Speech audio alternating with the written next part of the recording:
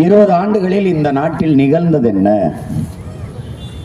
ஒரு சிறிய முன்னேற்றம், ஒரு மாற்றம், ஏதாவது ஒன்று. என் அருமை சொந்தங்கள், என் அன்பு உடன் பிறந்தார்கள், இந்த தேர்தலை வழக்கம் போல ஒரு தேர்தலாக வாக்களித்து விட்டு கடந்து செல்ல முடியாது.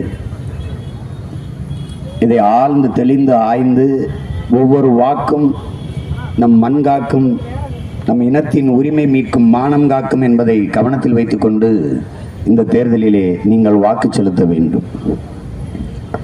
10 ஆண்டு கால ஆட்சியில், பாரதிய ஜனதா ஆட்சியில் ஏதாவது ஒரே ஒரு நல்லது, இந்த நாட்டு மக்களுக்கு நன்மை பயக்கிற திட்டத்தை, ஒரு திட்டத்தை நாங்கள் கொண்டு வந்தோம் என்று சொல்லி வாக்கு கேட்க அந்த கட்சியில் இருக்கிற தலைவர்களுக்கு முடியுமா என்று கேளுங்கள். ஒரே ஒரு நல்லதை சொல்லுங்கள். எதையுமே பேசுவதில்லை. ஐயா மோடி அவர்கள்